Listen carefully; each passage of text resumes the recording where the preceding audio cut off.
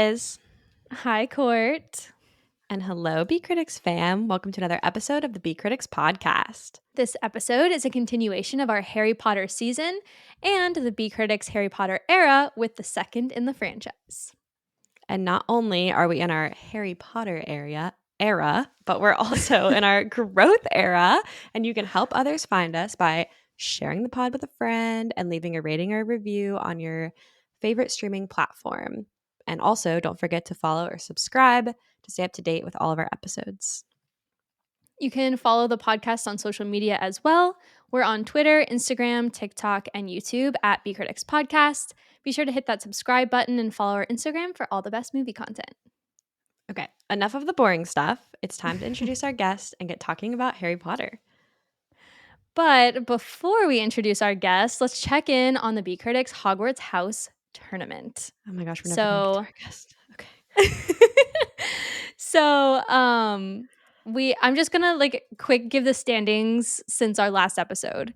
Okay. So we've got Gryffindor with 35 points, Slytherin with 25 points, Hufflepuff with 55 points, and Ravenclaw with 25 points.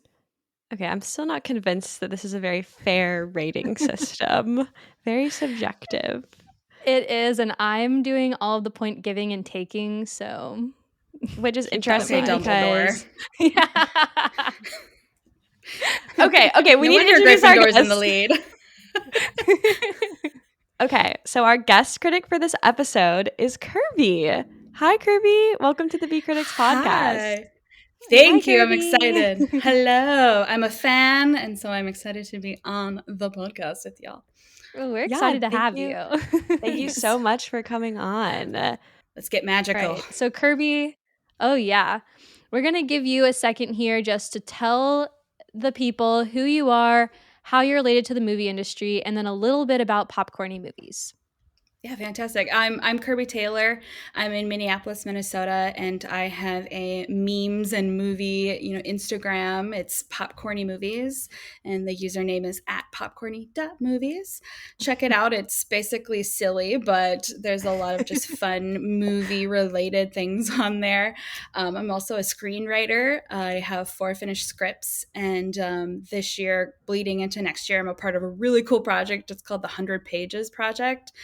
100 writers are writing 1 page of a 100-page script, and then it's getting produced next year. So that's the latest in what's going on in Kirby Town, but really excited to be a part of that. Check it out on Popcorny Movies.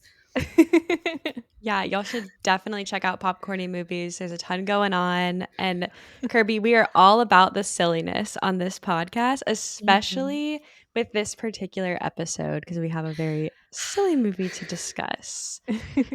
Yes, good mindset. Yes.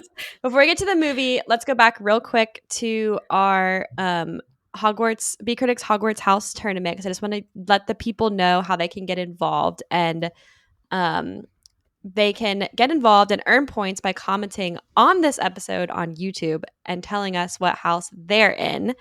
You can comment on each of our Harry Potter episodes 1 time. We'll know if you cheat, and you'll lose points for your house if you cheat, so don't cheat.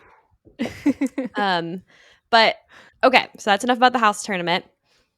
Yep. Kirby, do you want to introduce the movie that we're going to be talking about today? Let's do it. Shall I do it in parseltongue? Yes. Please, if you know that language. Please don't Google Translate this, because I think I have an accent, but which is Harry Potter and the Chamber of Secrets. Let's go. I love that so much. Perfect. Wow. We've never had somebody introduce the movie in a different language. That's incredible. We didn't know we had a parcel mouth on our episode here. We're pretty rare. Yeah. It is on my resume, but I don't talk about it a lot. So thank you for letting me use that skill. Anytime. No. Thank you. I think that transitions us right into some of the questions that we have for you about Harry Potter. So we need to know, are you a longtime supporter of the Harry Potter series? Like, what is your relationship with Harry Potter? Yeah, Harry Potter has been a part of my life for as long as I can remember. My aunt gave me the first book. She's a teacher, and I wasn't into it right away. I was like, I don't know what this is going to do. Like, I don't know what this is about, and fell in love with the books. So I was a books first before the movies, but went to the movies at midnight, dressed up with my friends. We still go together to Universal. We each have our houses. We have fanny packs with our houses on it. So Harry Potter has really transitioned pretty well into adulthood, which how many things do that from childhood to being an adult where that nerddom is intact. So it's still quite a large part of my life. We try to do a Harry Potter marathon every year where we watch them all in one sitting. It's an excuse just to get together. Yeah, it's fun. It's fun. We do activities, which is necessary, I think, when you've seen them so many times. Like we'll do word searches or we'll do like drawings or whatever. So each movie has an activity and then usually like a snack or a meal to go with it. Has to. Has to. That's so has fun. to. I'm the same way. I read the books growing up and I've seen the movies like a million times, and we've been during this rewatch I've been having to like pay really close attention so I can talk about them, but it's like funny because I feel like I could one quote all of the movies and two like basically like watch them with my eyes closed. Like I know everything that's happening on the screen, so I'm like, okay. Yeah, it's like imprinted on our brains. Mm-hmm. Yeah. I'm like the exact opposite. I never read any of the books, still have not. I've seen the movies multiple times, but I've never seen them in order. So this is my first time watching them like in order and getting like the full, like the real Harry Potter experience, which is very fun. So what about the books that like keeps you from taking that on because they're so long, there's so many of them? Where's the disconnect?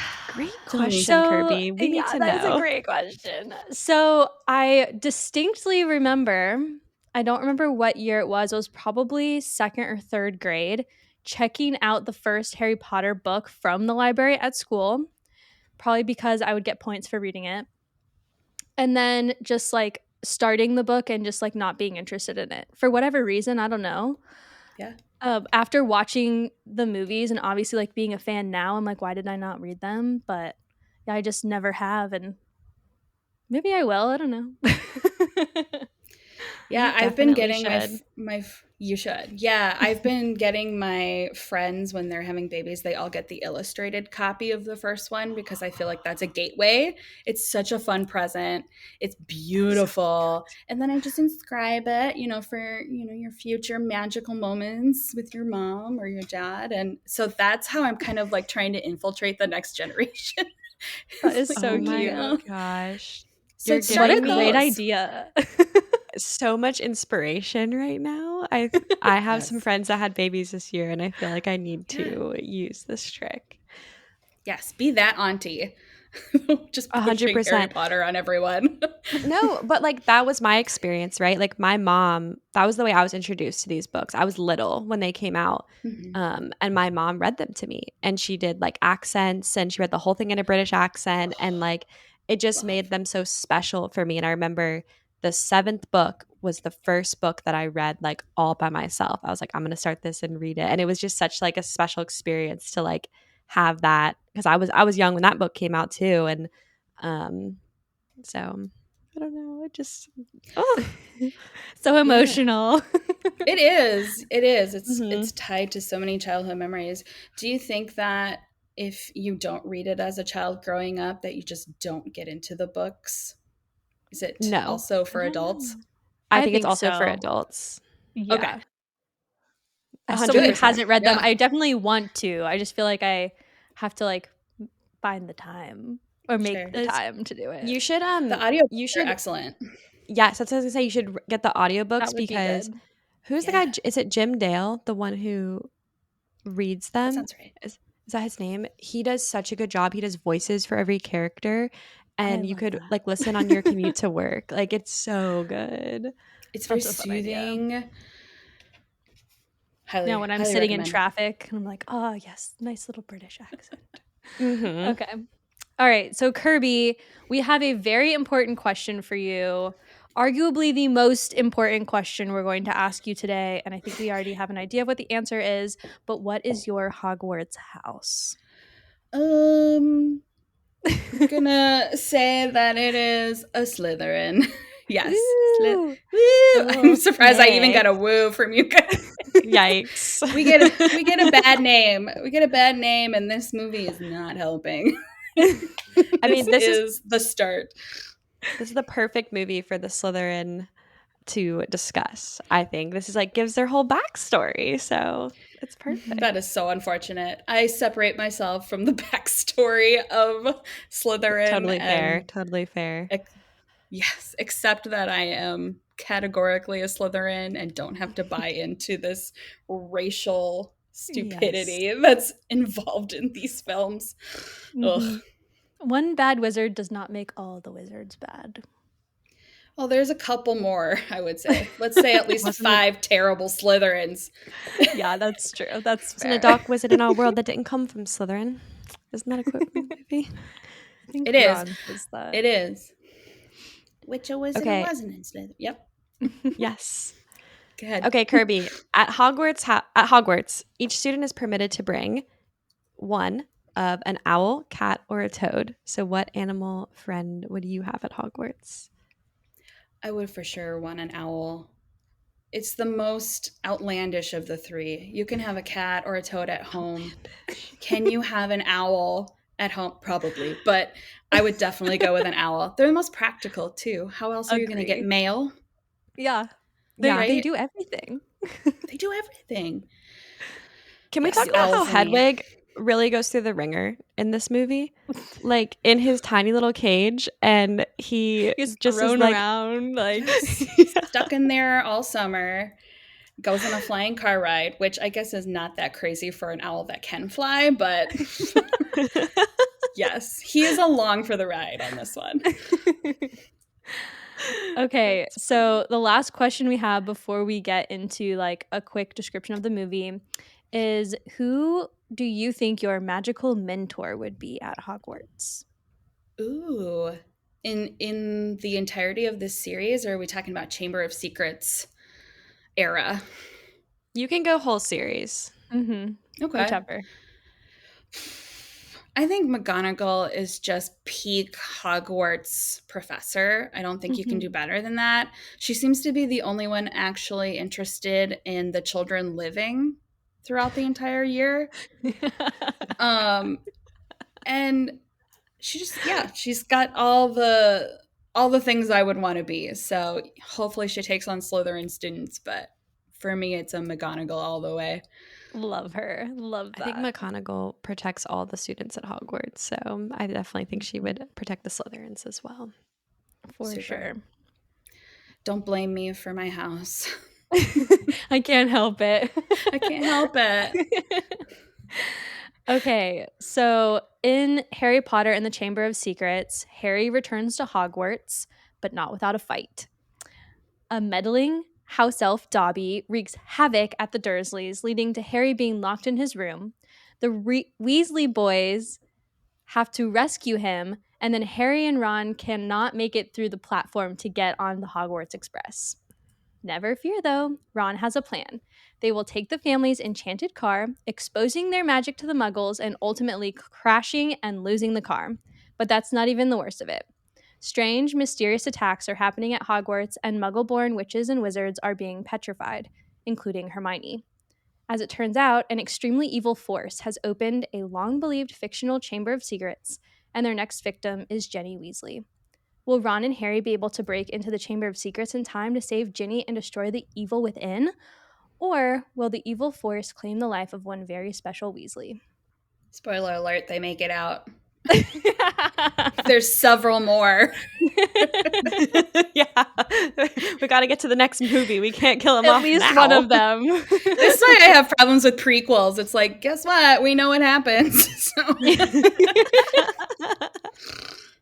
That's hilarious. Okay, so this movie is a long one. It's 2 hours and 41 minutes. It's also the longest in the franchise, actually. Right. I believe that. It feels long, honestly, it feels when like you're watching it. Yeah. It's long. Yeah. It doesn't click along. No. Yeah. Came out in 2002. It had a $100 million budget, which is still pretty healthy, but less than the first one. Mm-hmm. And its box office was $926 million. So Pretty healthy. pretty good. Couple galleons. Couple galleons, Yeah. just a few. This is the second movie directed by Chris Columbus, and it's the last one that he directs.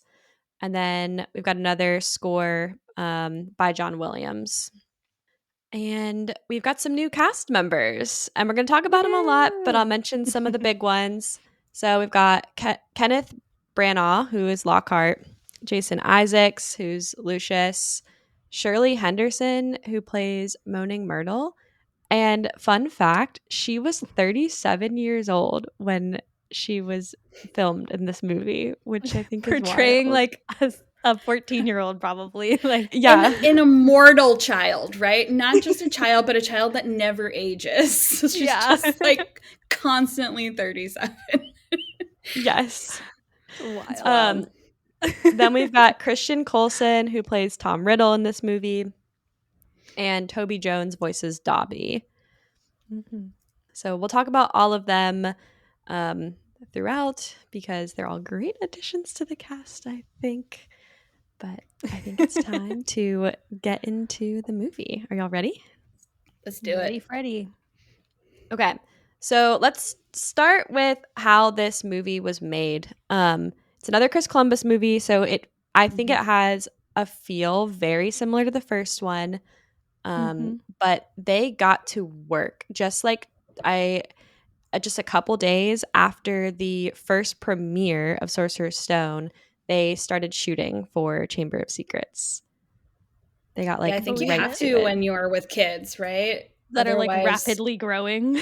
right, constantly growing. I mean, this is the movie where you can hear the voice change, and it's pretty evident. Yeah, with the Ron specifically has a few moments, and their faces.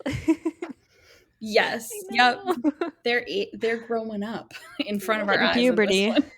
In this one. Yeah, but I did read that the cast of kids got like a lot better at just like being actors in general. Like they reduced cuts or scenes from what would have taken like 10 to 15 takes to just like 3 to 4. And a lot of the interviews that I watched, it seemed like the main cast members like Harry, Ron, and Hermione were like really starting to develop into their characters and like build some like emotional depth in who they are as characters. Like I've watched interviews with Hermione, and she's like, in this movie, like Hermione gets like some perspective. Like she's less obsessed with the books, and she like pays more attention to her friends. And I saw an interview with Dan where he says like this movie's a lot funnier too. And naturally funny. There's forced humor, which I think is hard for kids to set up humor where they're not like trying to laugh on cue. And so this one feels easier with the humor for sure. I remember laughing quite a bit when it came out. There's some fun ad-lib lines, even from Draco gets a humorous moment. So I remember this one being more fun than the first one. Yeah, I attribute a lot of the funniness to Rupert. I think he kind of like grew into himself a little bit after the first movie, maybe gained some confidence in himself and really like embraced Ron Weasley as like who he's gonna be pretty much. And I don't know, I thought he was super cute. Yeah, and it's a good call out. His family is in this one, right? We get to see the Burrow for the first time. So Ron really gets some strong foundations in this one of here's his family. This is what their dynamics are, mom and dad, and the magic of the Burrow. And maybe he just all around was more comfortable playing from that part. So Ron is one of my favorite characters, if not my favorite character. We don't really have to talk about that right now. But one thing we're going to do in all of our episodes is do like a Ron temperature check because he's kind of like hot and cold. People love him, people hate him, all the things. So with this movie specifically, Kirby, what is Ron's temperature? How are you feeling about Ron? Ron is pretty hot in this one.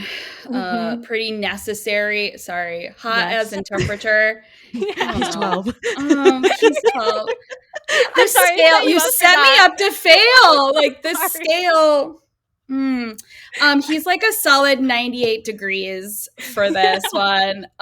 He's so necessary to the gravitas that we're seeing in this one for Mhm. children, right? Like following the spiders, going into the chamber. He's the comic relief for sure, but it's needed in this one. They're still kids, right? Like we need to Mhm. have some light, otherwise it feels too dark. Yeah. Love that.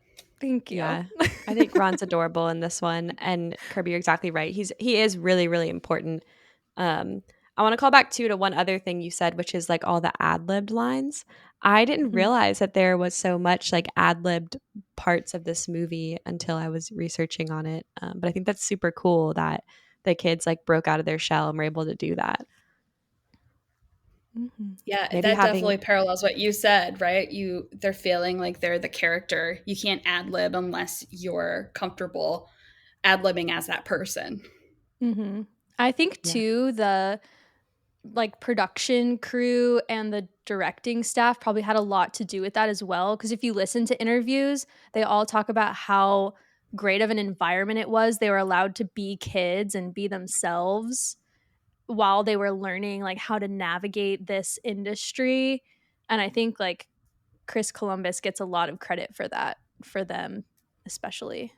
Yeah, I mean, he did Home Alone, right? So it's like Home Alone lost in Hogwarts. Yeah. It Aw. plays really well, like almost the zaniness from the child perspective. I think Mhm. that having him on these first two made a lot of sense. It's a very nostalgic version of the film, right? Like it's very magical.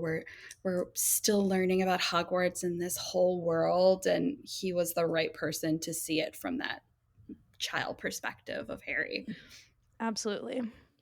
Yeah, I totally agree. I love Chris Columbus, and I'm glad he was on for this movie as well. So, this movie, though, we get some new characters and some new sets. So, I want to talk about some of the main ones. And the first is Dobby. At the beginning of the movie, we're introduced to Dobby, a mysterious house elf who believes Harry should not return to Hogwarts this year.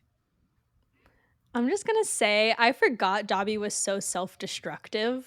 Oh, Like the constant like head banging and like finding things to bang on his head and it's just problematic. out there. Yeah. Yeah.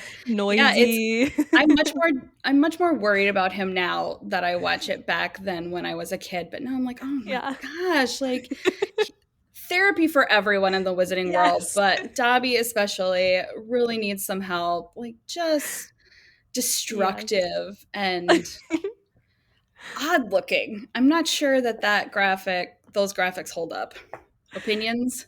Yeah, so I actually saw, and this is probably not like a hot take at all. This is probably like people know this, but I saw where there was like this whole scandal where Vladimir Putin thought that Dobby was designed to look like Vladimir Putin. And there was I've like never heard lawsuits this. and everything. Yeah, I think he tried to sue because he looked so similar. And I It don't is an think eerie anyone. But similarity. did It you is. think of that before Putin brought No, it up? Because I didn't. no, Yeah, I think no. he made it worse. I did not Yeah, notice. he made it worse. I've never once Yes. thought that in my entire life, and I am a crazy Harry Potter fan. So, like, you would think that's something that I would have seen before. I I just thought it see was it. too silly not to say. Like, it has to be Oh. said. Oh my gosh. I okay, I've never like thought so much about the CGI of Dobby before this movie Mhm. because I've always just like Mm. accepted that that's what Dobby looks like. But I was looking at him a little bit. He I think it's like for 2002 though, like it's pretty good. Like going from Mhm. like Quidditch, like in the first movie where the Quidditch literally looks like it's Just a like video zooming. game to like Yeah. Dobby being able to like walk around in the house and like me believe it. Like Mhm. I think we've made strides, honestly. Mhm. Sure. I always am going to compare it to something like Jurassic Park, which was in the 90s, right? So this is what we're up against. And I think it's a difference of CGI versus, real props or animatronics or whatever that is. So I'm always pro, let's try to make it realistic. Let's not do CGI, the whole Christopher Nolan, Oppenheimer, real effects. I'm pro that. And I think Dobby probably would have been a little better off if we had made him a little more realistic looking. He could have been a puppet too. They might not have had to CGI the whole thing. Like maybe just his face and the facial expressions. Yeah, one of the things that I saw was saying that like because they'd fully CGI'd him, it was very new in the industry to do that kind of thing. And so they actually had problems, right? Because Dan is a young and experienced actor, and like they as a production crew are inexperienced at like dealing with a fully CGI'd character. And so like figuring out how to have Dan interact so much with this like creature that wasn't even there was I think a big challenge when they were making this movie. Because like now that's a skill actors have, right? Because there's so much CGI, but like back then, like that was like a new thing. It wasn't it a tennis ball on a stick? I think it was orange. Yeah, poor Daniel Radcliffe had to take seriously in the moment. Yeah, he's just like bouncing along, and then the orange is hitting itself and like spurts in his eye. So I think that would be really hard too for a child actor. Yeah. For an adult actor, anybody. I can't imagine like keeping my cool on a set where I'm supposed to interact with this like stick. Like it's a person kind of like, I don't know. It's funny. No. It probably set them up for success later when they have like a hippogriff, right? That's just a giant tennis ball on a stick. I don't know, but it just continues. So maybe this was their gateway into acting with CGI. There we go. Yeah. So next we get a new set, and that's the Burrow. So Harry's rescued by Ron, Fred, and George in the Flying Ford Anglia, and he's brought to the Burrow. And the Burrow is such a big deal, right? Because like in the books, Harry describes it as like just this like the coolest thing he's ever seen, right? And it's got all these like little bits of magic all around it. And so it's so cool to see it come to life in this film. Yeah, I think it was a home run. That's a lot of pressure on the Burrow. I think everyone pictured it one way or another. So the way they styled it, I thought was really unique and interesting. It was vertical but lopsided, literally magic holding it together. Otherwise, it just wouldn't structurally make sense. And yeah, he walks in and the knitting's being done. And there's the clock that they talk about with the spoons. Yeah, the iconic clock. Yeah, I think the Burrow was one of my favorite set pieces from the entire series. Something interesting that I read that made it like more cool to me, I guess, was the way that they actually designed the home, because inside the house and like with all of the things, there are no right angles, which gives it that like whimsical, like everything's out of place feel, which like really like puts you there. You're like, this is the Weasley home. Like I 100% believe all of these people live in this place. And it's just like who thinks of that? Who thinks to do Genius. that? Yeah. Yeah, that is really genius. Smart. That's a cool detail. I'm so happy that they included the clock and that they gave it like its moment, because that clock is such a big deal in the books. So it's cool to see it. And then we also just get more of the Weasleys in general in this movie. And Kirby, you mentioned that a bit, but when they come home and Mrs. Weasley is like yelling at them like, no note, car gone. Oh my gosh. And where have you been? But of course I don't blame you, Harry. Harry. And then Mr. Weasley comes home and is like, And she's like, your boys took the car back to like Surrey and back last night. And he's like, did you How was really? it? How'd it go? I Yeah. mean, really great moment. Mm-hmm. And the Yeah. rubber duck comment too gets me. Like, Classic. where did that come from? I think it just goes Of all to the show things, like to be Yeah. mysterious. like how disconnected though like the Weasleys are. Like they are like the antithesis of Muggles, like right, like they are like not in a bad way, but they are a pure wizarding family, and like they are so the opposite of like what Harry grew up in. Mm-hmm. Yeah, it's very cool. Yep. So then the Weasleys and Harry head to Diagon Alley. Harry not quite so directly, he misses a grate. And they end up heading to Flourish and Blotts, where they run into Gilderoy Lockhart. So Something I didn't pick up on, but like when I was researching to find like things to say in this episode, Hermione's like Muggle parents are there yeah. in the bookshop.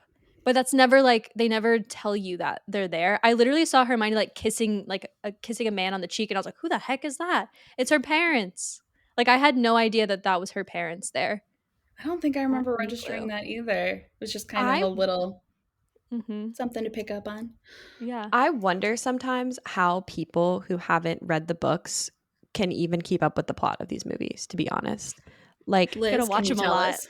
Yeah, watch them a lot. Honestly, there's a lot of plot points that I probably like don't remember. There's like the main things, that you're like, oh yeah, that happened, and like this thing happened, and like here's this magic. But like not to spoil it too much, but like in the next movie, the Patronus, like obviously you remember that part, but like everything else, like it's kind of like all jumbled together. But I just mean that Yeah. they like omit so much from the movies or from the books in the movies that like if I feel like it would be hard to follow like that detail, right? Like I pick up on it, right? Because I know who those people are supposed to be, but they don't explain it. So it's like hard to know.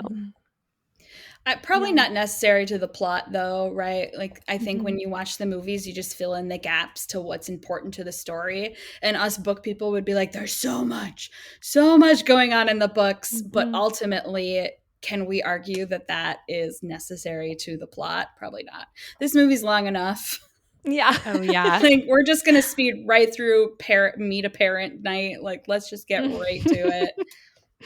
Yep. Mhm. Something that I didn't know about until I was researching too is that Hugh Grant was the original offer for Lockhart, and I I did see that. love that. I know. That would have Prefer been that. fabulous. That would have been good. I never thought like I think Kenneth Branagh is great, right? Like Mhm. I think he does a fabulous job in this role, and I think he's hilarious and plays the part well. But I don't think he's like that attractive. I don't know if that's just like a me thing, but Mm-mm. he's I described in agree. the books as like everybody swoons over him, and so I feel like if it was Hugh Grant, that would have been like a bit more believable. I Mhm. agree. Yeah, he was missing that element of suave. So to me, and maybe it was Yeah. supposed to be, it was just grimy. Like I never really Like understood sleazy or found almost. myself, being like, oh, I get it. Oh, I would be Mhm. like that too. It just felt wrong. Like Mhm. everyone was outside of their minds thinking this way, which ultimately is true. But Mm-hmm. it would have been fun to be like, oh, I get it. I get why Oh he's yeah. here. Like I get why he can get away with Mhm. all these things instead of just being kind of silly. Yeah. I feel like whatever. Yeah. Yeah, I agree. But I love him. It's all the same. I think he does a good job. And I think he's a funny character. He is very funny. He So does have really good timing, yeah, he but I does. would He still does. recast him. Yeah, I agree. Yeah, I probably would. I think they do a good job of like dressing him too. Like I love Oh, all yes. his like Mhm. fancy Yes. robes that he wears. And the hairstyle with the wigs. Yes. There's the 100 mil. That's the budget right Yeah, there's the there. budget. And it's Gilderoy worth Lockhart. it. That sells the whole character. Mhm. Yeah, and it's detailed and beautifully done. I agree. Yeah, the costumes really shine with Lockhart. Mhm. I agree. So while they're at the bookshop, we get an encounter with Mr. Malfoy, Lucius, who's introduced in this movie. Daddy Malfoy. Daddy Mr. Malfoy. Yeah. Yes. He is everything. Yeah, not holding back at all. Nope, we're not subtle. Like, the entrance is theatrical and pretty epic. Mm-hmm. Yes, very. And this is where like we start to see really the tension between him and like darker wizard families and the Weasleys, and you see like him come head to head with Mr. Weasley as well. And Yeah, then you it's also see interesting him to bring in these adult dynamics into what has been, a child's story. So I love that depth that we're adding. Agreed. Mm-hmm. And then we also see him drop the diary in Ginny's cauldron in the shop as well. Do we Not so notice that slyly. though? Do we notice it unless it's pointed out? I feel like I did not the first time I saw it. It's just kind I of don't know if I did or not, but I did this time. Yeah. Now it stands out. Yeah. I feel like I noticed it, but I really couldn't even tell you when the first time I saw this movie was, like probably the year it came out. But 2002. and I'd obviously read the books, like I knew it was supposed to happen. So like I feel like I probably picked up on it because they do give the cut like directly on it where you just see him drop the book in there. Mm-hmm. Okay. And then one other set that I want to talk about because I think it's super cool is Dumbledore's office, which we get in this movie. And it was actually, I think it's really neat. It was built by over 250 people. And all of the paintings and portraits in the office had to be commissioned and painted. Wow. Mm. I love saw that. So many too. craftspeople Yeah, involved. I saw too. It's like one of the most expensive sets that they had to build. Right. Which For the makes time, I sense. think it was, right? Like one of the most expensive sets ever built. Mm-hmm. Amazing. Yeah. And you can tell. Yeah, it looks It's fabulous. amazing. They did a great job. And oh, go ahead. I was just gonna say I love that like they actually made it a set, right? Like instead of CGIing stuff. CGI, Like, yeah. It could have just been 3 green walls. Mm-hmm. Good point. I hadn't thought about that. Yeah. A more sad part of talking about Dumbledore's office is that this is the last Harry Potter movie we have with Richard Harris. R.I.P. He was fabulous. Mm-hmm. He was so good. He was Dumbledore. Yeah. He's the classic view, I think, for a lot of us of what Dumbledore is, this calm, steady, fatherly or grandfatherly figure for Harry. And then the third is just off the rails, like just for everyone. So really interesting transition. Yeah. Yeah, I think one thing that Richard Harris does really well is that like aloof goofiness that I feel like Dumbledore gives off and that you feel in the book with like the weird things that he says.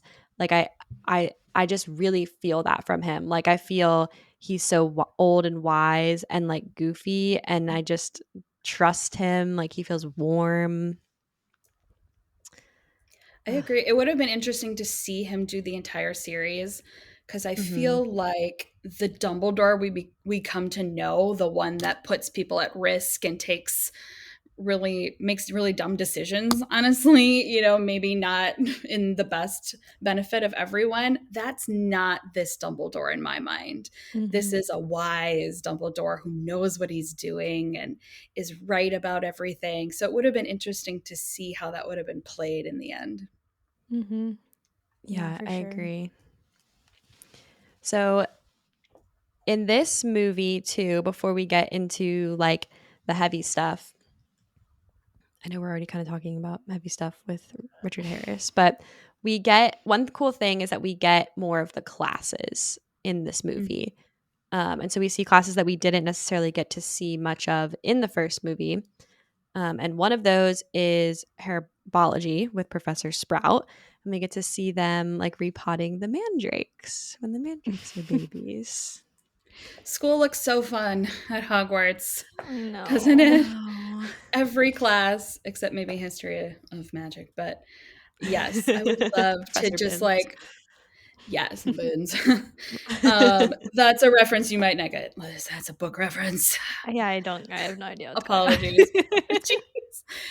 Apologies. Yeah, I mean, can you imagine just like hanging out with mandrakes all day and wearing cute fuzzy, earmuffs, and what amazing magical classes. Gives me FOMO. I love the comedy in this scene too, because it never gets old. Like no matter how many times I rewatch it, like seeing Neville like pass out and Draco making fun of him and Seamus being like, "Oh no, he's just fainted." Oh no. Just fainted, Mom. Is that the kid that blows everything up? His name is Seamus. Yes. Yep. Okay. Seamus. Yeah. No I don't eyebrow know. Seamus. In the movies, I don't know if they ever refer to him by name. Yeah, see, this is one of those things where I'm like, I just don't know if you haven't read the books, like how you follow the movies, because these are like important characters, and like you don't even know their name. Him as the guy who just blows everything up. I don't think they give him a name in the movies. He gets some really funny lines in this movie too. Like he is comedy.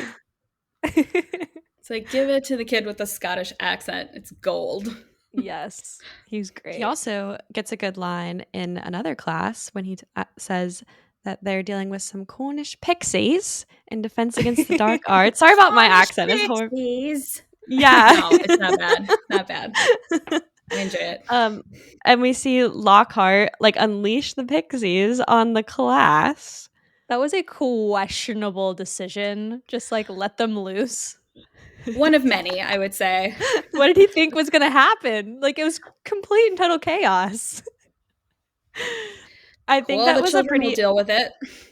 Yeah. Fine. It was a pretty good decision within making the movie too, to like really prove out that he's just like kind of a dope and like doesn't know he doesn't really have a clue, right? Like people think he's cool, but he's actually like creating chaos for the children. He also thinks he's cool. He like thinks he's too cool for school. He's like, I know what's going on. I can deal with these pixies. Meanwhile, Neville's hanging from the chandelier. Like, I'm not sure he believes everything he's saying. He has to know, right, on some level that he's just keeping up appearances, right? Yeah, I mean, when when Snape tells him like, "Why don't you go?" Like you've said all along, like you know where the chamber is, and you see him like crack in that moment. He's like, "Yeah, of course I do." Here I go. That's only when there's real world experience or consequences, right? Like when somebody actually could die is when he backs out. Otherwise, like let's play the game. Let's disappear some bones. Let's let out some Cornish pixies. Like let's duel Snape. That one is an interesting choice too. This will go also, great. In the dueling scene, well, I'll save it. We're going to talk about it. Okay. Oh yeah, we're going to talk about it. So we also get Transfiguration, where the kids have to try to turn a goblet or a rat into a goblet. And McGonagall also ends up chatting about the Chamber of Secrets. They're very shifty about letting certain characters give away information that like makes sense for them to give away. Like Dobby, like giving away the like Malfoy secrets and the Slytherin secrets, and then you get McGonagall, who's this like seasoned professor who's, for all we know, been around Hogwarts for her whole life, who just like knows things, telling this bit of information. It doesn't feel like forced. Like they do a good job of having the characters give information that makes sense. Yeah, that they would know in their experience anyway. That's a good point. Yeah, it's not like a character's just walking in to narrate. Yep. Yeah. Yeah, it's cool that you say that, Liz, because this is the movie where like stuff starts to get dark. And so like you have Harry, who's a 12-year-old who, I mean, really is just being exposed to all this stuff for the first time. So like they have to trickle it in that way. And I think it's cool that it's done well. Mm-hmm. So there is a bunch of stuff that gets dark, and so I'm going to highlight a couple. I have a big list of things in this movie that are dark. So Are one all of them is about Slytherins? no, well, maybe No. some, but 95%. okay. So one theme, especially in like the first half of the movie, is that Harry keeps getting attempted murdered like constantly. Yeah. Yeah, like the I have rogue lots of This bludger. could be a true crime podcast, like true crime Hogwarts, CSI. He's just like slightly murdered every scene he's in, and no Mhm. one seems bothered except No. Harry. No safer place than Also, Hogwarts. when that though. like bludger goes wild, why was nobody stopping that? Like that was very obviously not normal bludger behavior. Yes, let's pause the game that is a game and save the child's life. We're just gonna play. match. Do you know what kind of waiver do these children have to sign when entering Hogwarts? That's like, if you die, it's like the Triwizard Tournament, probably like, if you are maimed or if you pass away, you are not allowed to see Hogwarts. Yes, I not our don't fault. understand that either. And It the doesn't make any only sense. it makes no sense. You press pause and you fix it. Like Mhm. yeah. I think a lot of people have a problem with this film because there are plot holes like that where you just have to go along for the ride. Yeah, Like you're signed up, you're on the broom. Like let's just see where it goes. yeah. McGonagall takes her Quidditch seriously. She would never let that game get paused halfway through. So sorry, McGonagall. So sorry. I don't know. That one doesn't hold up for me, but fair enough. Yeah, another one is that Harry hears voices in the walls and doesn't tell anybody about this at all. That's stupid. Why would he not tell anyone? He tries, right? Like he tries with Harry or with Hermione and Ron. He's like, "Can you hear that?" And they're like, "No, you're kind of going insane." So Yeah. I get that. I get that. But, you know, at Hogwarts where you see a little bit of everything, I feel like no one's going to say, "Oh, you're mad." Like, let's investigate the voice in the walls saying kill, kill, kill. Like, Yeah. let's do it. Mm-hmm. Yeah, I think it's interesting, like, because in the story you see Harry deal with like progressively darker and darker stuff, and he just has he bears so much of it on his own, and so it's cool to see like this all starting in this movie. Mm-hmm. They did a good job too with the voices in the wall because so we've already established I haven't read the books. I don't know all the plot stuff. So there was a point where they do explain what Harry was hearing. He's hearing the basilisk, right? But like I forgot that happened, that they explained what it was, and I was like, "What in the world?" I was like, "Is it Voldemort? Is he actually hearing things? Like what in the world is going on? Why is he putting his ear up against the wall?" Like I had completely forgotten about all of that, and they did. I mean, they did good. They did a great job with it. It made it mysterious. It made it intriguing. Like it keeps you like, what is going on? Like what is this? What is wrong with Harry? Yeah, Nothing. it is well done. There's a giant snake in the walls. Yeah. that Also- nobody knows about. Yeah. Also, I'll point out that the guy who voices Lucius, Jason Isaacs, is the voice of the basilisk. What? Ooh. Yeah. Really? Yes. Oh, I'm never gonna watch this movie the same again. That's crazy. I'm glad I didn't know that when it came out because I feel like then I would assume that a Malfoy was the Behind the it. heir. Yeah. Yeah. Yeah. Yeah, he's the voice of the basilisk, just like because he is like a voice actor. So they had him didn't- do the voice of the basilisk as well. Who did Lucius? Yeah. Or okay, Jason Isaacs. interesting. At least that's what I saw on the internet. Yeah, You look like believe you're it. I read questioning that me. No, I think as a filmmaker, wouldn't it be like Tom Riddle or I don't know. Yeah. No, it's a great voice. It's just I'm shook. That's cool. So we also get all the blood writing on the wall. Enemies of the air, beware. That is Yes. super, super scary for a kids Dark. movie. That is so Oh, yeah. scary. And they didn't explain it in the film, right? Because it's rooster blood. They just kind of keep going. And I think there was a scene that may have been cut, but there's just blood on the wall and you're left to wonder where that came from. No one's concerned. Okay. Yeah. Continuing on. Yeah. Super dark. There is a scene at the end, like at the very end of the movie, when Hagrid comes running into Dumbledore's office and he's got all the dead roosters. But then he like realizes they've already figured out what's going on. But that's like the only point where you could assume that the blood on the wall was roosters. Throughout the movie, I was like, who is dead? Who are they killing? The cat's not dead. Everybody's just petrified. Where's the blood coming from? It never gets explained. It just is. There's just blood. Blood. Everywhere. Yeah, I missed that they didn't explain that. That's actually a really good note because that's very creepy.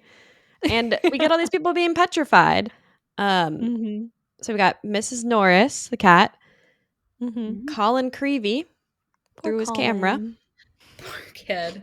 Poor kid. Can't I catch know a a lot break. of people do not care for Colin Creevy, but I feel bad for the guy. Yeah. Oh, I love Colin Creevy. He's they took out like some of how he's obsessed with Harry, but I think it's like they have to have that character, right? Because like Harry's trying to find his identity in this movie, and like it still shows that like people are just like like Harry is still a household name as like a celebrity, you know? Yeah, the new kids coming in are just meeting Hogwarts hometown celebrity. Yeah, so you get a wave of that every year. Then nearly headless Nick gets petrified. And I'll say the ghosts look a lot better in this movie than they did in the first one. I didn't really notice in the first one that they didn't look great, but seeing the movies back to back, I was like, whoa, these ghosts like look like real ghosts. Oh yeah, They're the not just, CGI like- gets way better in this movie. They're well done. Yeah. Yeah. Yeah. And then Justin Fletchley is petrified. And then Hermione is petrified. Sad. That's close to home. Yeah. I know. Baby. And one last thing that's dark before we get into all the plot points of the movie is that Harry goes into Tom Riddle's diary and talks with Tom Riddle and thinks that Hagrid opened the chamber. And so we've got this character that like we love, and everybody's like, oh, did he open it? I don't know, Liz, like, did you find that believable, like, at all, that like Hagrid could have been responsible for opening the Chamber of Secrets? Not for a second. Not for a second. I believe that. I was like, this man has been framed. Young Hagrid was framed. And they never give justice to Hagrid. After they find out that he was framed, he never gets a wand, which makes me really sad. That is upsetting. Such a good point. They never give him a wand. They never give his wand back. They just give him a round of applause. Yeah. I mean, he's fine, but he seems good with it. Yeah. He's got his umbrella. It's fine. And all the other magical things. I did believe that something that he raised may have been responsible, right? Not him on purpose. Yeah. But maybe accidentally, like a dragon or a spider. It wouldn't have been unheard of if he had a giant snake pet that got loose. That's fair. I mean, he caused the drama in the first movie with one of his creatures. He's not the most responsible wizard out there, so be a responsible pet owner. He's not very. He's always like losing them or letting them do things they shouldn't do. Like, agreed. Oh, but Dumbledore would trust Hagrid with his life. So yeah, don't forget that part. Hagrid. Yeah. Okay. Are you ready to get into the 7 key plot points of the movie? Yeah. Let's do it. Okay. Number 1. The entrance to platform 9 3/4 is blocked. So on the way to catch the Hogwarts Express, Ron and Harry find that the entrance to platform 9 3/4 is blocked. They then have the grand idea to take Mr. Weasley's flying Ford Anglia to Hogwarts. It's just genius. I believe as a 12-year-old with unlimited access to magic that something like this would happen a lot. Like you just don't have the guidance maybe or the maturity to problem solve. So The yeah, frontal maybe they lobe. shouldn't. Yes, not there yet. Yep. So No. I feel like this would actually happen a lot. Like we They have to cover up the also- latest. Yeah. They waited a grand total of like 2 seconds before deciding, oh, that means mom and dad can't get back. We're taking the car. Like, Yeah. really fast. Yes. This is when a modern device in the Muggle world, like a cell phone, I don't understand why we don't have some kind of in between. It can be a magical cell phone, okay? Or like I'll a believe shell. You that. carry around a shell, you know? Sure. Yeah. A conch. Yeah. Just sure. Like Whatever. in SpongeBob, the shell phone. Yeah. Let's do it. I'm down. Like there has to be something where you can be like, it's cool. I'll just like message mom or send an owl. Like the problem solving skills are poor. Yeah, I agree. Really, really bad. But luckily, we do get some pretty cool scenes out of this decision. So we get the flying car scenes where they fly and they find the Hogwarts Express and they end up like right in front of it. Very fun The scene facial where expressions are on point. They did a From- fabulous job. From Hedwig too. Yes. Like not just Yeah, the kids, like poor everyone's Hedwig. involved. Yes. I love when Harry's like falling out of the car and Ron is like trying to grab him and he's like, your fingers, they're so Your hands are sweaty. sweaty. It's so funny. Very realistic. Yes. So love all of that. And then the flying car runs into the Whomping Willow. Another hazard on a school property that has not been mitigated. There's not even like a fence around it. They're just like, stay They're away. like, don't go over there. Don't go over there. There's no warning Yeah. signs. Nothing. They don't even know what it is, I don't think. No. Like they just kind of crash into it and then it literally destroys them. Yeah, good point. Like in orientation, they did not go over the Whomping Willow at any point. No, they didn't. You just got that one reminder from the first movie not to go to the Forbidden Forest, and like that was it. And the third floor corridor, and you could literally get through the door with an Alohomora. Like there was no like other security. Just don't. Nope. Yeah. Don't do that. Tell children not to do something. Don't tell them why, and then see what happens. Yes. Good luck. Yeah, I've been thinking about this like a lot during this rewatch. Like what would it be like to be a kid in this magical school? And I feel like they almost have to be a little bit loose because like they all have magical abilities and they're like exploring them, right? So like of course they're going to like do some crazy stuff and like end up in the hospital wing like all the time. Like it kind of makes sense a little bit. Gosh, I would say more rules then, not less rules. Yeah, maybe. I don't know. But then they'd all be like maybe expelled, that's the I feel Umbridge in me. like. But also, maybe. it's all magical. You can't just like, I don't know, magic the door, like something over it, like put some bricks over the door, or like put like a magic thing around the Whomping Willow so they can't even see it, or like put like a, I don't know, like an electric fence around the school. Like keep the them in. Muggle Electricity. invention. Yeah. Wait, what's it? No, we don't have electricity at Hogwarts, I don't think. No electricity We have magic at Hogwarts. candles. Nope. But we magic don't. it, make it there, like just something.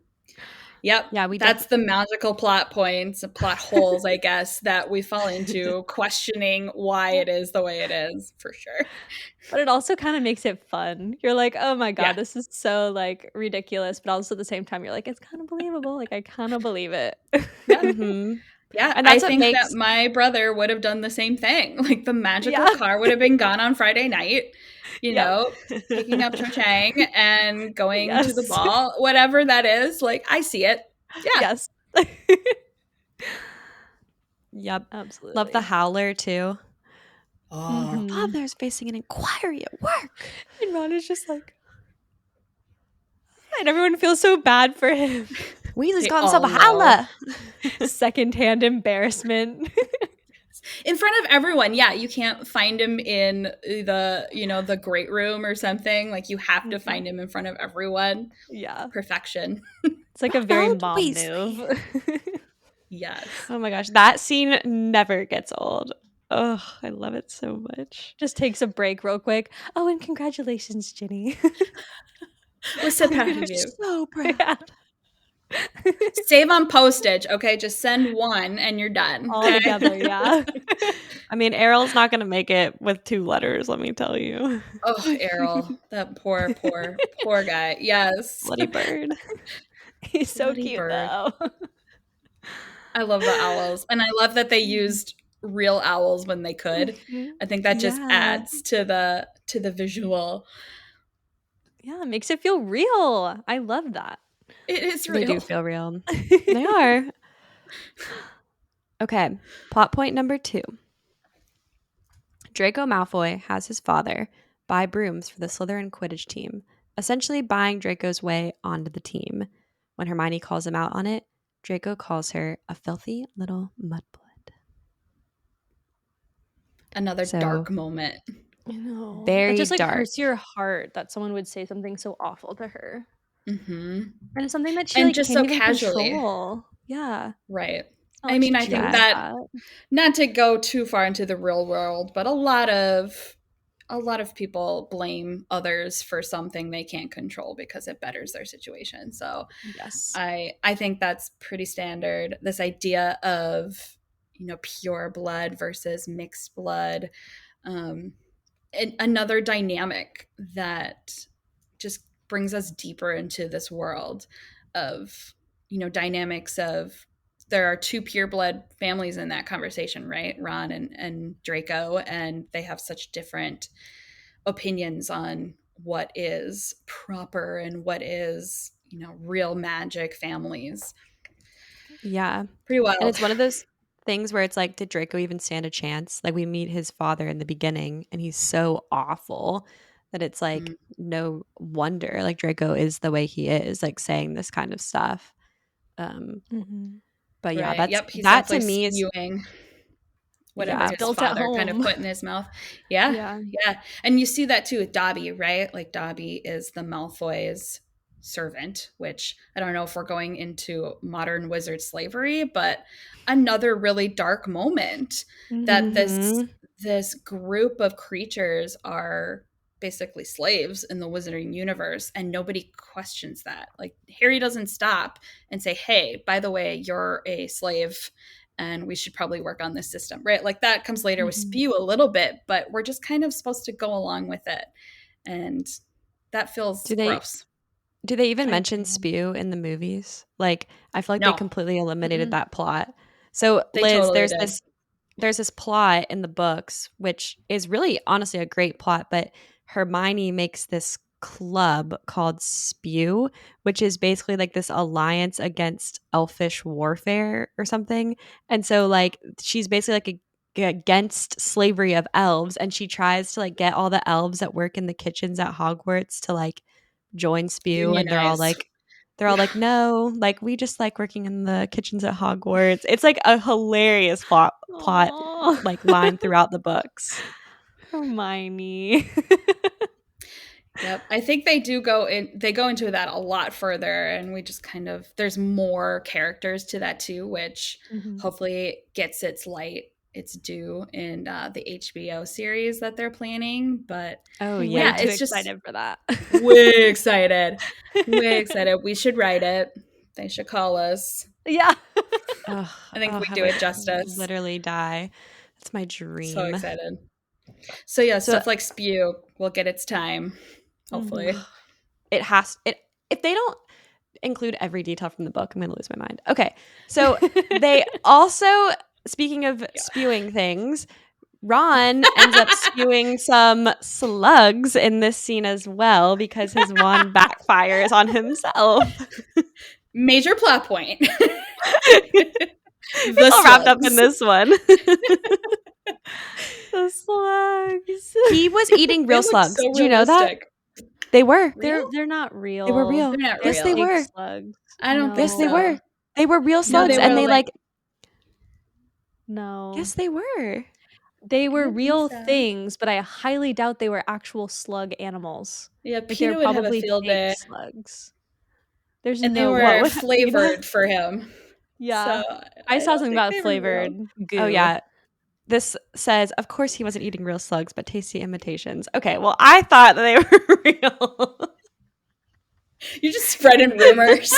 Yeah. That's what we're good for. We're the rumor mill, okay? If you hear a rumor that's false, it probably came from the B Critics. Am I gonna be Me and this Liz at the both Chamber do of it. Secrets? Yeah. You'll never guess who the heir is. I can tell you about 10 people as not.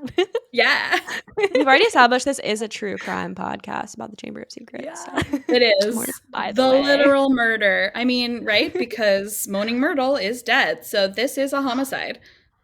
Myrtle. Mm-hmm. This is like really a dark movie. It's kind of fun. Like it doesn't feel crazy dark when you're watching it because of the comedy and the Mhm. levity and they're all kids, but like the Right. plot is like super dark. Right. If you were trying to sell this, like, hey, mom and dad, I'm going to be in a movie. It's about a, giant snake that's going through the school and stealing children. And also there's a murder and, there's race Blood relations. Like, and all the things. A murder Yeah, I mystery think that- targeting people that are Yeah. born a certain way. Like literally Yeah. like- Sounds way too real in today's Yeah. world. Yeah, unfortunately. Okay, so we have some for plot point number 3. It has to do with our sleuthing children trying to solve said mystery. Mhm. In an attempt to quell their suspicions about who the current heir of Slytherin is at Hogwarts, Harry, Ron, and Hermione brew and take polyjuice potion with essences of crab, goyle, and Millicent Bulstrode, or so Hermione thought. Such a great introduction to the plot, this fun brew that will make you someone else. So Mhm. creative. So fun. How come we don't have anything like that? Like, just to like mess with people. I feel like the only people who really get like a glimpse of that is like twins, because they can like switch places every once in a while and like get away with it maybe. Oh, that's so Sounds true. dangerous in the real world, but we'll we'll run Can with it in only this be one. used for like good purposes. Okay. Okay. We'll police allow a it little only bit. if you're using it for like good.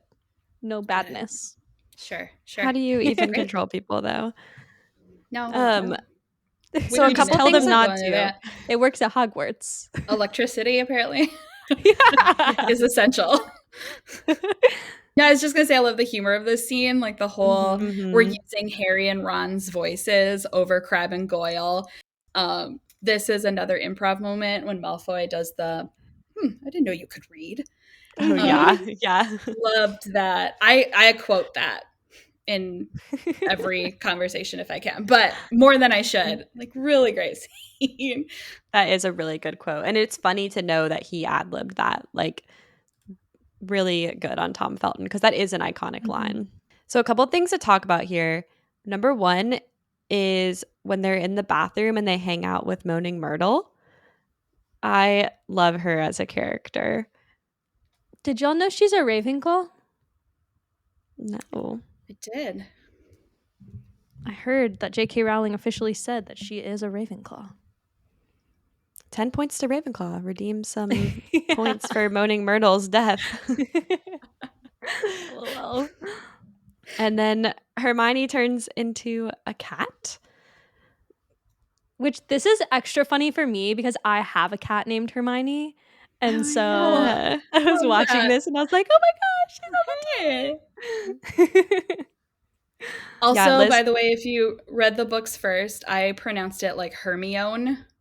We Mhm. do call our cat that every once in a while. I'll be like, Hermione. Me and my mom called Sirius Cyrus for like years until we heard that it was Sirius, and we were like, "Ooh, shit, we're doing this wrong." It's fine. Close enough. We'll go with it. Yeah, do you think these are just like circumstances where we have to take Hermione out of the equation? Otherwise, the following scene will just go too well. Like we'll find what we're looking for. We won't go off track. Even at the end when she's petrified, would it just have been too well done, too well executed? If she Too had easy. been, Yeah, we have to take her out of the equation. You gotta let Harry and Ron do some stuff by themselves sometimes. Hermione can't be Mother Goose the whole time, you know? That's a lot of work. It's very true. She deserves a break. I agree. Next plot point, number 4, is the dueling club. So Harry and Draco find themselves going head to head as part of Snape and Lockhart's new dueling club. During the duel, Draco conjures a snake. Harry instinctively talks to the snake, trying to stop it from going after Justin Finch Fletchley. However, everyone else hears Harry speaking parseltongue, snake language. Twist. Big twist. Everybody's golden boy. Yeah, I did not put that together. Or at least I didn't remember that the first time I saw it. He talked to a snake in the zoo. Why aren't I putting this together? I thought that was a good callback, at least. Mm-hmm. And I read online, which probably everyone else has read it too, but they actually hired a linguist to create the Parseltongue language. So it's like a legit thing. Yeah, they hired a professor from Cambridge that's like this linguist professor, and then they had to like teach the kids the language, or like the actors that were using it, which is what a badass entry for your resume. Oh yeah. Right, like professor at Cambridge, and then at the bottom, Parseltongue originator or something. Amazing. Yeah. Multi-billion-dollar franchise. I just, created a language for them. No big deal. Wait, that's actually really cool. And that makes a lot of sense because like you have to do something like that because Parseltongue comes up throughout the series where they say things and like I think they did a really, really good job with it. I have no qualms with the Parseltongue language. Well done. Yes. Lockhart also shines in this scene. Kenneth Branagh does a good job of like being such a goof. And I love like how Snape is just like sees straight through him. Like Alan Rickman, his facial expressions are gold. So good. Lockhart's like the definition of a dumb blonde. Yes. Absolutely. And Tom Felton and Dan do a really good job in this scene too, because like this is like one of the first times where you see them like really going at each other with a wand. Like Liz, didn't you say that Harry doesn't even cast a spell in the whole first movie? No. Like no spells from Harry in the first movie, which is kind of crazy considering he's like supposed to be like the most promising wizard or whatever. Yeah. Yeah, but I think it's cool to see like them going at each other and like the energy that they bring to casting spells at each other. Yeah, they did a good job. It was set up as polar opposites, right? Like literally on the dueling ground, but good adversaries, right? There's a good balance there. Yeah, I totally agree. There is too in that scene a production/editing goof. When Snape is like dragging Malfoy back up to his feet after he's fallen on his butt because of Harry. There's actually a cameraman. You can see him like out in the crowd of children. There's a little cameraman. He's like trying to crouch down so he's not being seen, but he is indeed in the scene. What Muggle technology is in the scene? I never knew that. Yeah, electricity. That's something to me. Like, wouldn't we be able to CGI that out, or just people didn't notice it until it's too late? Probably. Is that how that happens? Got it. I'm sure if you watch it like on a streaming platform now, you can't see it. There. Yeah, that's true. That's how I watch it on It's kind of Max. sad. It is bad. Another reason why you've got to get that original DVD. It's like integral. Have to. It's also really fun to watch them when they play on cable because they cut some parts and then add in deleted scenes. So I have had conversations with my friends where they're like, wait, where's the scene where, blah, blah, blah. And I'm like, what? That doesn't exist. What are you talking about? Yeah, but you remember it, and it's because it's in the random showings on like Comedy Central or whatever that are playing it. So that's always fun too. Yeah, ABC Family used to always play the version of this movie with the deleted scenes in it. And I remember like the first time I saw them being like, whoa, I've never seen this version of this movie. I love this. It's fun. It's really fun. It would make it so long though. Yes, that's fair. Honestly, I would watch a long version of this movie. Yeah, let's release the extended cuts, like the Lord of the Rings. 4 hours getting apiece. into. We're here for Let's it. do it. Yeah, we know. Well, we're gonna get We the know whole what we're getting HBO into. series now, so I guess we'll get the ultimate extended cut. Praise hands. It better be good. Better not get canceled after one season. It better be It good. will not get canceled. But yeah, agreed. It better be good. Like they have this opportunity to like recreate Once in a everything from lifetime. scratch. Like Yeah. like people will lose their minds if it's not. So Yes. I don't know. They did it with Game of Thrones. Like it just tanked know. at the end. So Yeah. my trust is broken, but I want the best. So I'm hoping. Hopefully they can get some good writers on there that are in it for the long haul. And Yeah. Agreed. Okay. Plot point number 5. The Hogwarts governors send Hagrid to Azkaban because they foolishly believe he is behind the attacks in the castle. Harry and Ron end up taking Hagrid's advice to follow the spiders and find themselves at Aragog's den in the Forbidden Forest. why couldn't it have been follow the butterflies? Great. But then the voice crack too. The butterflies. Yeah. It's so cute. It like makes that Butterflies. character. He does such a good job. He really Too scared to does. speak. Yeah. And like throughout this scene, he's just like, Harry. I read that Rupert Grint does have a fear of spiders, so that was actually realistic to him, you know, not just his character. I saw too that he's never seen the scene where they're like in the spider den all the way through. He doesn't watch He's it. scared of it. Yeah. I have seen adorable. interviews with Rupert Grint where like he doesn't go back and rewatch these movies. Like he doesn't really even watch like stuff that he acts in general. That makes me so sad because he does such a good job. I know. He's It's a hard to really watch interesting yourself. person. Yeah, I believe that. Yeah, we're aware. We watch ourselves too We're our much. own, yes, I bet. We're always our own worst critics, so I get that. I get it would be hard to go back and watch, especially when you're literally going through puberty on screen. Yeah. That would be very difficult. Yeah, I didn't even think about that. Yeah. But he's a household name. We love him. Rupert, you're great. Amazing. This scene I love though. I think it's so scary. I'm not scared of it. I do love that the car comes in and saves the day. Yes. Yeah. The car is the hero. He has and then runs off. Them. Yep.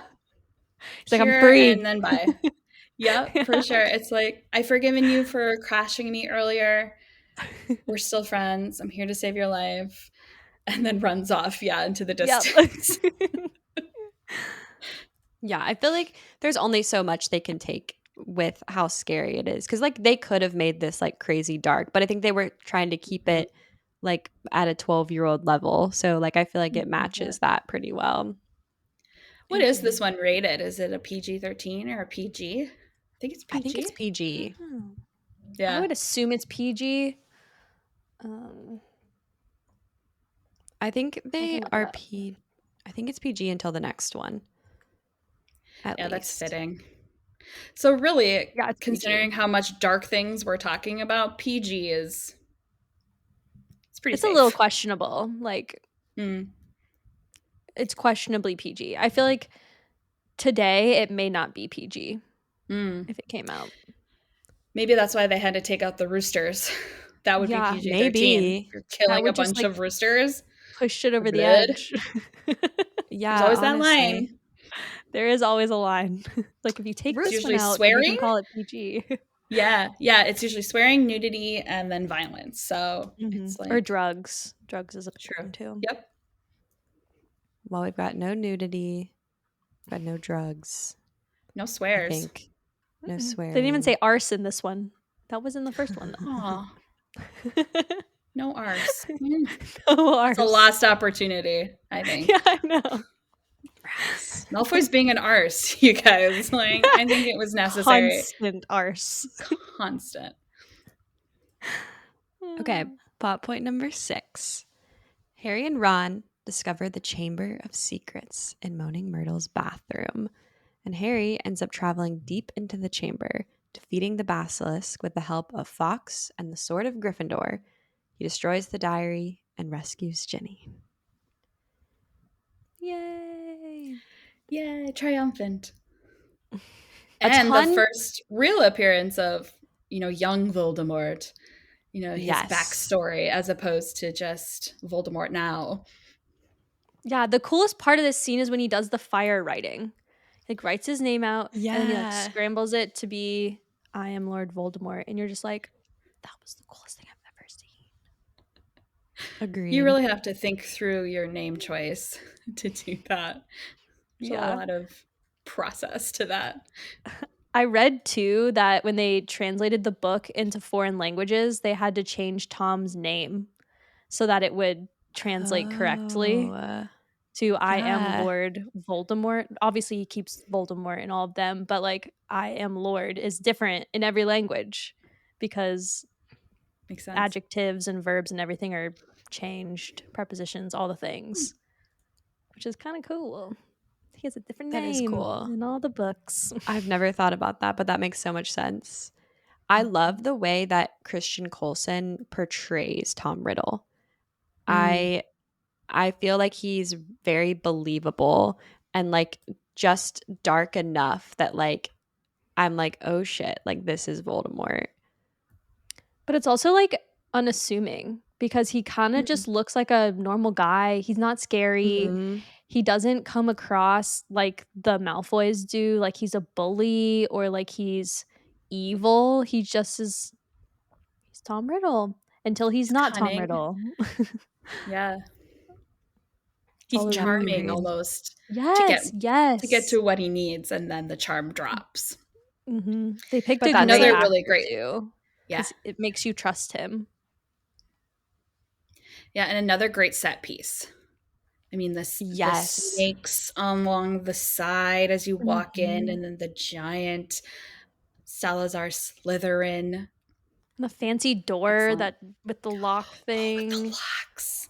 Yes. Beautiful. I want one. Should put one of those on my door. Yes. I think you should. Yeah, I think they do a good job with this set, especially because like they call it back in the final movie and it still like holds up. Like I think it's cool how they were able to make this. How do we feel about the like battle scene, like with Harry versus the basilisk? I found it thrilling when it came out. I remember being frightened. I think snakes frighten a lot of people to begin with. I mean, this is also the scene of one of the biggest plot holes in the entire series of, the fang in Harry's arm, and he's a Horcrux, but that doesn't kill a Horcrux.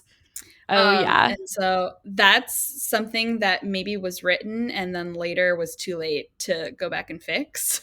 I think that is the case. Developing plot. Yeah, because a lot of people will say that one specifically makes no sense. Why that's a big one. Fox saved him, so that's all we need. Okay. Like I said, we're along for the ride. Can fix anything. Yes. Amazing. Literally. A great bird.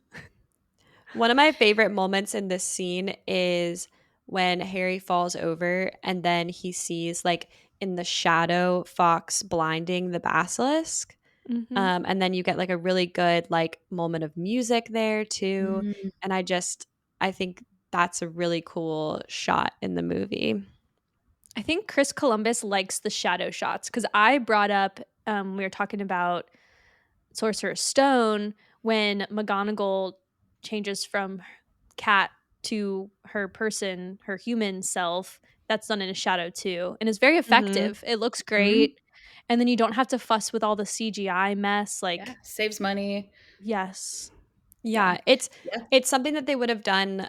Kirby, like you mentioned, Jurassic Park. Like they only can do so much with CGI in these movies, and so they have to do cool things like that. And it almost like, I don't know, it almost is cooler, I think, when they do stuff like that than just make everything pure CGI all throughout. lets you use your imagination. Yeah, which we is can fill Yeah. in the blanks. Yeah, exactly. That's like kind of how the people who read the Harry Potter books, that's like what you love so much about them, is that you got to use your imagination. So it's nice that he left some things for you to do as well. That was beautifully said. Thank you. Yep. And Harry destroys the diary with a basilisk fang. And it protrudes like ink in the air, which is an interesting effect, right? It's like it's bleeding out. Like blood, yeah. Yeah, I thought that was gory in a great way. I liked it. Yeah, I like how like the whole part Dan is cool. The whole thing. Yeah, I agree. And I think I like how Dan like looks Tom Riddle in the eyes when he's doing it too. Like he knows. That's cold, Harry. Cold. He's like figured it out, but he hasn't figured it out. He Yeah. like thinks he knows We're what's just going starting. on, but he doesn't actually. Yeah. Yeah, but a moment of growth in acting for Daniel Radcliffe in that moment too. Okay. Last plot point, number 7. Harry frees Dobby. Harry finds himself in Dumbledore's office, debriefing the events from the chamber when they are interrupted by none other than Lucius Malfoy. Harry sneaks his own sock into Riddle's diary, returns it to Malfoy, who hands it straight to his house elf, Dobby, inadvertently freeing him. Beautiful. It's a beautiful scene, and Lucius is so mad. So pissed. So mad Again, that he's what kind about of to contract? kill him. Yeah, do you hear him like Avada. Maybe there's like another like offshoot spell. I doubt it. Yeah, you wouldn't do a spell that sounds like the killing curse.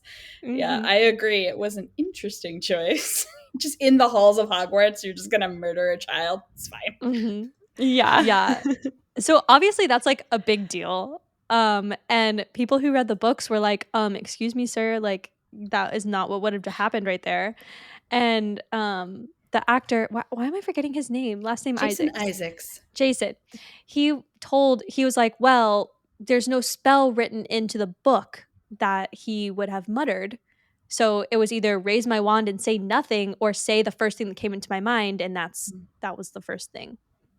That's How about abracadabra? Or literally Yeah. anything to make something up. Anything else? Yeah. Make I something kind of up. like it. I Or feel just like be grumbly. Like I don't You know. like it? I like it just because I feel like Okay, it's Gryffindor. so like iconic. Like I just think that like all the like ad lib parts of this movie are like what make it so quotable, right? And like this is a very quotable moment. Like yeah, it's kind of unrealistic, but and I know like for most things that they change from the book, I get like really grumpy, but this one is like I don't know, it's for the movie. It's fine. Yeah. So this is the scene 2 is where we get like the improvised line that everyone's like so obsessed with. And it's the one where it's between Lucius and Harry. And Lucius says, "Let us hope Mr. Potter will always be around to save the day." And Harry says, "Don't worry, I will be." And that whole part was improvised by them, which is like That's so So cool. they It's did cool so good too there. to see like Daniel Radcliffe getting to act with adults and like ad lib lines with him.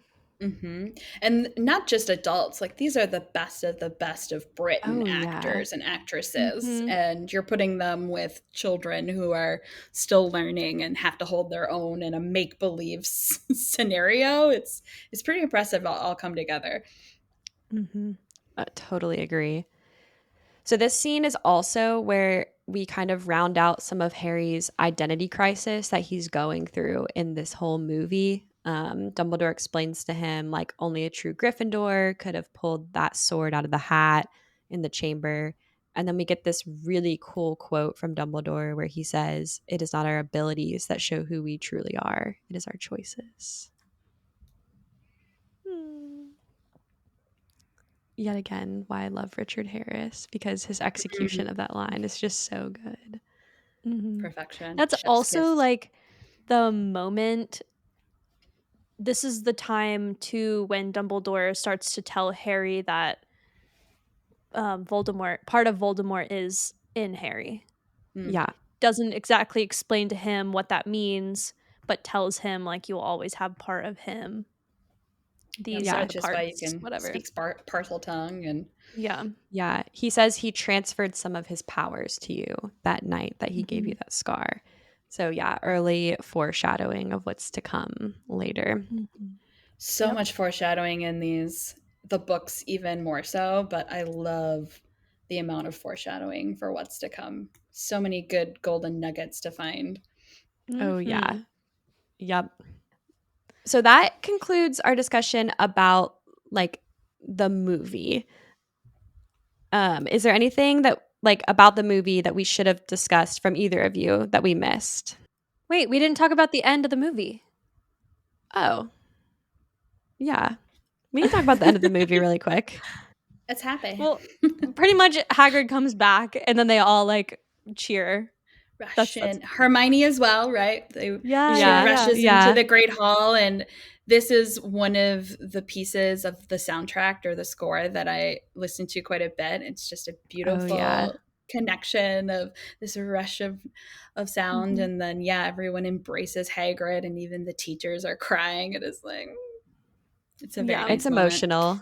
It is not quite as emotional for me as the end of the first movie, but it is cute to see like another moment ending the movie in the Great Hall with Hagrid, and I love the standing ovation for Hagrid. You get and to they're see still so much smaller than him. Yes. So cute. This is another moment too where you get to see like Harry's true character, because Hagrid comes back and he's like, "Oh, like it's whatever," and Harry's like, "No, there's no Hogwarts without you. Like, you know, like you make up part of this too," which is a really important point. There's no Hogwarts without you, Hagrid. Oh, that's cute. Yeah. Okay, Kirby, we have a couple questions for you before we wrap up. Okay. Some more magical questions. Yes. So I first only question. answer magic questions. So yes. Fair. What is your favorite piece of magic from this particular film? Good question. I know, putting you on the spot there. Yeah, I have to think. I mean, the transfiguration magic is amazing. Just the idea of that. We barely touch on it, but I feel like the films probably could have run with that a little further. I think I would play with that probably way too much if I was able to do that. That's the one that stands out to me. It's cool that we get to see that in this movie because you don't really see it in any other movie, and they cut so much of the classes out because they have to. But yeah, that's a good one. Yeah, I think it comes up maybe in Goblet of Fire when someone's trying to distract the dragon from the egg. They might have used it, but otherwise, yeah, it's just one tool in a huge toolkit that these kids get. It's amazing. I had 3 things I wrote down as my favorite magic pieces. I couldn't pick one. Okay. So the first one I said was the Howler. I think I would use that like way too much. It feels like Snapchat, but comes in a letter form and then rips itself up, which is really cool. The second one was just like the entire Weasley house. Like everything about the house was just so neat. Like I would love if my house could be magic like that. Like cleaning the dishes, they clean themselves. Yeah, you wouldn't have to do it. Yeah, that's. I mean, who knitting wouldn't want themselves. That? Yeah. Genius.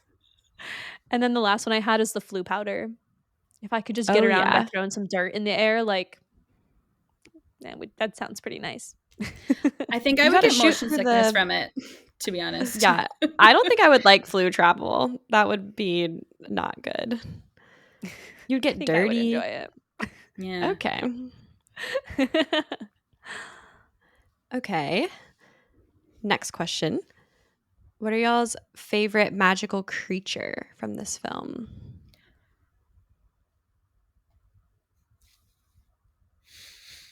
How many options? So we had the basilisk and Aragog. And The Fox. Fox. Oh yeah, And it's got to be Dobby. Fox. Dobby. Is Dobby a magical creature? No. I don't know. I mean, Dobby's an elf, so he's like a species, right? Okay. Yep. I guess I want to probably not. respect the elf creature. Yeah, I'm reading too much into it. I think Fox, 100,000% is the. Yeah, me too. It's a That's creature good. you've heard about, but the way that they interpret it was beautifully done. Yeah, and it just like puffs into nothing. And then a And baby. Harry's like, I didn't do it. Right. I didn't touch it. I It really broke didn't do this itself. one. Yeah. Yes. I love the baby that comes out. It's know, so he's so precious. Oh, He's just making like, adorable. oh, so cute. I'm a fan. Oh my gosh. Liz, do you have a favorite magical creature from this movie? Fox. It was Fox. Yeah. Yeah, I think We we're all all just aligned get on that one. Yep. Clear winner. Okay. And then last question is favorite character in this film. It's a tough question. Mm-hmm. It is. I mean, we get some really cool, interesting new characters, but I don't necessarily love their castings in the film. So Yeah. I prefer the like book versions. Like Moaning Myrtle is such an interesting character. She's probably my favorite, but I would have probably cast her differently. Mm-hmm. So there's Lockhart. Oh, I would probably go with Lucius. Perfect casting, 10 for 10. Yeah. I agree with that one. He is great. Liz, do you have a favorite character? It's Ron. Ron's my favorite character. Okay, fair. I love him. Gosh, I just have a soft spot in my heart for that little ginger boy. I'm here for it. I do like Snape in this one too. I feel like he's at his sassiest, like just over this BS, but still light enough in his character trajectory that he can have some fun. Like we're not trying to, kill Harry Potter, and we're not trying to kill Voldemort. Like we're having dueling club, and it's comical still. So I think he gets some fun moments in this one. Yeah, I agree. This is one of the movies too where I really like Daniel Radcliffe. Like I think he does a really good job in this movie. Yeah, the whole trio does a really good job. Okay, so that's it. I think it's time to rate the movies. So Kirby, we're gonna let you rate the movie first. Why do I have as a reminder? It's just how it works on the B-Critics. It's only polite. You make the rules, okay? Fair. So we rate on Letterboxd, and it's 0 to 5 stars with half-star increments. I'm gonna give it 3 out of 5. It's rough. You just broke Courtney's heart. I am looking at it from the entirety of the series. It's just too slow, in my opinion, and a little cumbersome at parts, but still magical overall. But if you're going to compare it, I just can't go above a 3. That's fair. Fair. Very fair. Liz, what about you? I gave this one 5 stars. Wow. Here we go. I think this one, and it's been a while since I've seen all of the Harry Potter movies, but I have watched the first 3 now. Before we've recorded, I've watched the first 3, and this one was my favorite of the first 3. And I know it gets a lot of hate. It gets some hate online. It's the lowest rated Harry Potter movie. That's okay. I enjoyed it. I thought it was really fun, and part of it is because like you do learn so much about the world in this movie, and for me, I'm the like elephant in the room that hasn't read the books, right? And so I think I just got a lot out of the movie in general. Oh, I love that. It's a lot to enjoy. So much. 5 out of 5. You enjoyed it. Best picture winner level. And what's wild is this was not nominated for a single award. Not a single award. It is wild. That's lame. Not even special effects. Nothing. Interesting. Nothing. Sequels are tough. Yeah, they are. That's true. But I also love this movie, Liz. I'm like right there with you. But I gave this movie a 4.5 star because it's not. So Kirby, for reference, I gave the first one a 5 star, and I love the nostalgic feel of these movies. They follow the books really well.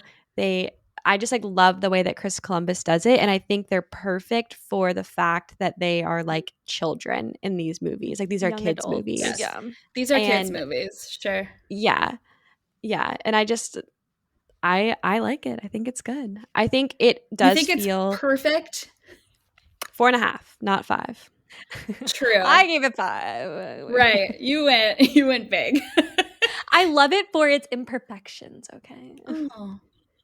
Yeah, I just feel like that. if I was going to change anything in this movie, there's like not a whole lot I would change in remaking it. Like maybe recast Lockhart, but like I like him for the most part, other than the fact we were talking about like he's not like that like hunk that you expect him to be. And then like maybe some small things that I mentioned, but like in general, like I think they did a really good job with it. So yeah. Yeah, I do look like the Slytherin in the room now. That's okay. I don't think you're alone. Scarf fits. No, you're not alone. For the sake of time, let's skip write-ins for this one. Okay. And we'll just go straight into what the world thinks. Yeah, let's do So the Letterboxd average is a 3.6 out of 5. So Kirby, Letterboxd is closer to you than it is to Courtney and myself.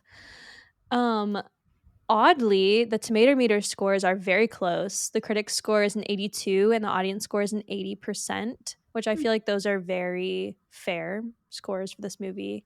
Yeah, I agree. IMDb, it scored very well on IMDb. It got a 7.4 out of 10 on IMDb, which is kind of surprising. IMDb, I feel like, has some harsh critics on there. And then 88% of Google users liked the movie. So overall, pretty good scores. Yeah, that doesn't surprise me at all. No. It's a family-friendly flick. Yes. Yeah, me neither. And I think this movie has a lot of like rewatchability too, which is why I think people like it. Yeah. So one more thing before we tally up the scores and go into our little house rankings here is that we're going to check in with our resident Harry Potter newbie, Holly. If you remember from the first episode, she's never seen the movies, never read the books. And so we're going to quickly just insert in here what Holly thinks of the Chamber of Secrets. Oh, I'm so excited. Hey y'all, it's Holly, and I'm here to share some thoughts. So if you remember from episode 1, this is my first time ever watching a Harry Potter series. So naturally, this was my first time watching Harry Potter and the Chamber of Secrets. And so I have 7 takeaways and a rating to give you guys. So my first takeaway, and I kind of bring this from movie 1, is that Harry always looks dirty. His face is always dirty. I don't know why. Doesn't make any sense. But he looks like he needs a little cleaning. Alright, 2. What exactly were those screeching baby plants? The screeching baby plants. The mandrakes? Like, I get it. They come back at the end of the movie. But, like, of all the magical things we could come up with, we needed screeching baby plants. I don't know. Weird to me. Number 3. I did like, and maybe I missed this in the first movie, but I liked how they brought up the founders of Hogwarts, and I like made the connection of like, oh, like the Ravenclaws and the Hufflepuffs, like there's someone's last name. Like that may have been in the first movie and I just missed it. I don't know, but it made the connection. It's what I needed. 4, Harry breaks his glasses again. And I know, like, when Hermione fixes them with the little spell, he's like, I need to remember that. But, like, I'm wondering, is this going to be a reoccurring theme throughout the movie? Like, is he breaking his glasses in every movie? Maybe we get some contacts. I'm a contact girly. Maybe we get some contacts. Number 5. Oh, y'all already know. Okay, so we get introduced to several new characters in this movie. And for the sake of time, I'm only going to talk about one. And if y'all already know, if you listen to episode 1, and you've heard me around, you already know, Dobby the house elf. Y'all already know my thoughts. I don't even know where to begin with this one. I mean, he's a sweet little house elf and whatever, but like, I don't even know. He just looks weird. It's just a little, I get it, whatever. But I knew from like the beginning which family he belonged to. Like, it was very clear when he was like, Harry, Dobby is here to save you, or whatever. You know, he speaks in like third person. I knew right then and there which house he belonged to. I did like at the end how Harry saves him with the sock. I thought that was funny. It was very just like cheesy and corny, but they're kids. Cheesy, corny. Number 6, did not like how they used Ron's sister Jenny to do the dirty work. That was a little twist I wasn't expecting, and it made me mad because she's a sweet little girl, and that was frustrating. And then number 7, this is more of a question. This is more of something I feel like we'll develop as we go along.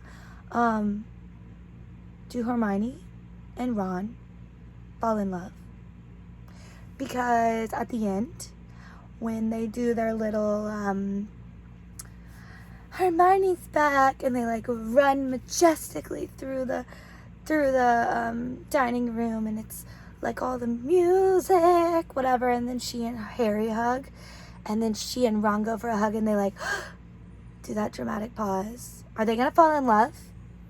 I guess I'll find out later. But those are my 7 things. Those are my seven takeaways. So my rating for this movie is a 4 out of 5. I thought it was better than the first one. It was longer. I'm pretty sure it was longer. It felt longer, for sure. It had some cool new people, characters, some cool new magic. I understood things better, but yeah, 4 out of 5. I think it was pretty good. I'm excited to watch the next one. Fascinating. She hasn't watched it yet. A good experiment has a control. Yep. You have to have so she's going to tell us, just like real quick. How'd you even find her? How did you find someone who's never seen the movies? One of our good friends. One of our besties. You still talk to her? Somehow. We had no idea. We like asked her to be on. We were just gonna have her be on like one of the random ones, and she was like, "I've never seen them." We're like, "You have to do the first one. You have to." Yeah, it was so a really brave to admit it. Yes. Yes. Mm-hmm. Okay, let me throw these in here. So Kirby, we do have to admit something to you. Throughout this recording, we have been giving and docking points from all of our houses based on what we had to say and based on what the characters were doing that we talked about. And so we have updated the B Critics Hogwarts House Tournament rankings as such, and Courtney is going to read them out to us. Okay, so Gryffindor has 70 points currently. Yay. I need to know like what I'm getting points for here so I can try to replicate. Slytherin has 70 points also. Hufflepuff, somehow I feel like this game is rigged by the person creating it, has 105 points. And then Oh, Ravenclaw interesting. has 50 points, despite the 10 that I gave it. Intriguing. There's a rogue bludger, I think. Yeah. Liz has a like subjective rating system, and I was like mad about it, but then I decided that it's fair because the point system in Hogwarts is literally the most dumb thing I've ever heard of. Like teachers just like give points like willy-nilly, like however many they want. Yeah. And they can just like No have governance. a student that they hate and like take them away. It's crazy. Yeah. I hate your face. 20 points from Hufflepuff. Like, that would be fun. You better but dock like, that, Liz. You better dock that out. 20 points from Hufflepuff. Okay, so now we're at 85 for Hufflepuff. boom. Yeah, so anytime throughout the episode that anyone said like 10 points to Gryffindor or 20 points to Gryffindor or whatever, I added those in. Oh, fun. I feel like this is girl math right now. It is. It is girl math. Yes. And I will say I am being called out for my subjectivity, but Hufflepuffs are severely underrepresented in the movies. So I think it's fair. And I don't think we have any Hufflepuff guests that are going to be coming on. So there's that as well. I am a Slitherpuff, if that helps. I am let's call it 80-20 split. That's fun. Love it. Like your Myers-Briggs, like you get a percentage for each thing. Yeah. How much is it? One of my favorite memes online is the one where it's like, as you know, children belong in 4 categories, smart, conniving, brave, and etc. etc. All of the above. Yep, the rest. All right. So as a reminder, you can earn points for your house by commenting on this episode and all of our other Harry Potter episodes on YouTube and telling us what house you're in. Each comment will give 5 points to the commenter's house. If you try to cheat and comment more than once per episode, we'll deduct points. We will know. The winning house will receive bragging rights for the whole year. Mm-hmm. And maybe we'll do something else cool. I don't know. We haven't decided yet. You need a house cup. Yeah, we're going to have to. We'll have to make a virtual one. Cute. Yeah, that would be fun. All right, Kirby. Well, it has been an absolute pleasure doing this episode with you. We absolutely loved everything you had to say. We love talking to fellow movie lovers and especially Harry Potter lovers. So thank you very much, Kirby. Yeah, thanks so much for having me on. It's a pleasure to talk Harry Potter with 2 amazing movie-loving women, also trying to make their dreams work. So really excited to be a part of it. Yes. Yeah. Kirby, plug all of your stuff again so people can find you. Yeah, absolutely. So it's Popcorny Movies on Instagram, and that's at popcorny.movies. I also have a website. It's kirbytaylor.com, where you can read about the scripts I finished and some of the things I'm working on. Very cool. Awesome. Go check those out. Yeah, everybody go check out Popcorny Movies. And Kirby, thank you again so much for coming on. It was such a pleasure to have you. Thank you. Bye, Kirby. Bye, Kirby. I'll send you a sock. All right. And goodbye, Be Critics fam. Thanks for tuning into our Harry Potter and the Chamber of Secrets episode. Don't forget to leave us a rating or review, drop us a comment on YouTube, and leave us an answer to our poll and Q&A section on Spotify. You can find more information about the podcast and our whole podography on our website, bcritics.com, or find links to all the things on our Linktree in the episode show notes. Next week, we are going to be talking about, you guessed it, Harry Potter and the Prisoner of Azkaban. We don't have a guest, so it'll just be me and Court. And so be ready for that. It's going to be lots of points thrown around. Hope you're ready. It's going to be wild. Be sure to subscribe or follow so you don't miss it. You can find us on YouTube, Spotify, Apple Podcasts, and Google Podcasts. All right. I think that is it for today. So we'll see y'all in the next one. Bye, guys.